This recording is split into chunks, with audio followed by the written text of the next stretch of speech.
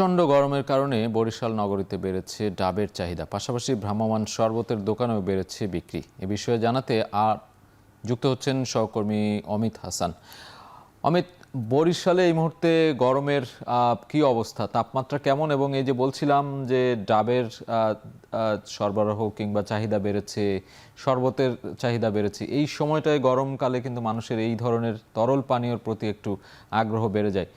সার্বিক পরিস্থিতি কি দেখছেন?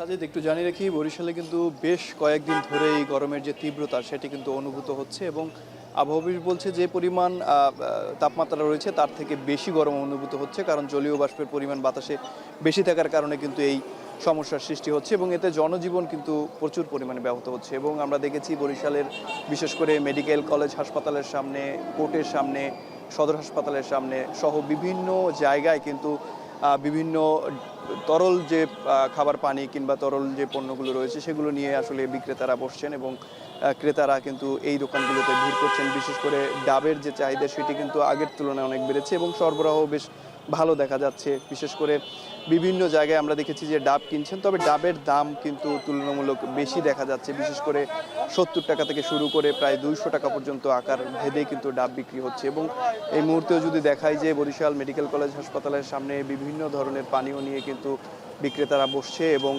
ক্রেতারাও কিন্তু সেগুলো খাচ্ছে।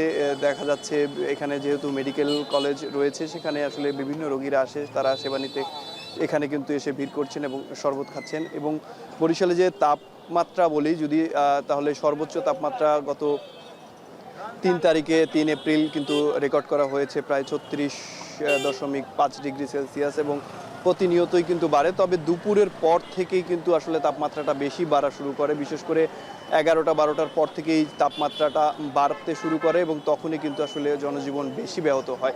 এবং রাতের তাপমাত্রা কিছুটা সহনীয় থাকলেও দিনের বেশিরভাগ অংশটাই কিন্তু রোদের তাপটা বেশি দেখা যায় এবং যারা কর্মজীবী মানুষ রয়েছেন তারা কিন্তু জরুরি প্রয়োজন ছাড়া আসলে বাসার বাইরে খুব একটা বের হতে দেখা যাচ্ছে না। এবং তারা বলছেন যে আসলে এই যে গরমের মধ্যে তাদের কিন্তু বেশ সমস্যা হচ্ছে এবং পাশাপাশি লোডশেডিংয়ের একটি সমস্যাও কিন্তু থেকে যাচ্ছে, যার কারণে দেখা যাচ্ছে যে গরমটি আসলে বাইরেও সহ্য করা যাচ্ছে না এবং বাসার ভেতরেও লোডশেডিং থাকার কারণে সেখানেও কিন্তু কিছুটা সমস্যা হচ্ছে। এবং শরবতের দাম যদি বলি, শরবতের দামও কিন্তু 20 টাকা, 25 টাকা, 10 টাকা, 15 টাকা বিভিন্ন দামে কিন্তু শরবত বিক্রি করছেন যারা বিক্রেতারা রয়েছেন তারা।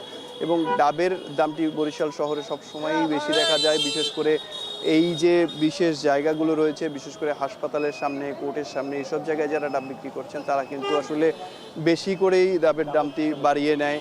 বিশেষ করে দেখা যাচ্ছে যে 80 টাকা থেকে শুরু করে 150-200 টাকা পর্যন্ত কিন্তু ডাবের দাম প্রকারভেদে আসলে বেড়ে যায় এবং সেগুলোই কিন্তু আসলে বাধ্য হয়েই যারা ক্রেতা রয়েছেন তাদেরকে খেতে হচ্ছে। যেহেতু গরমের একটি চাপ রয়েছে সেই কারণেই কিন্তু আসলে এই ধরনের যে খাবারগুলো রয়েছে সেগুলোর প্রতি মানুষ বেশি ভুগছে, যার কারণে কিন্তু ডায়রিয়ার একটি সংকটও কিন্তু বরিশালে আসলে দেখা দিচ্ছে। তো বরিশাল থেকে এই ছিল আমার কাছে সবশেষ। সাজিদ,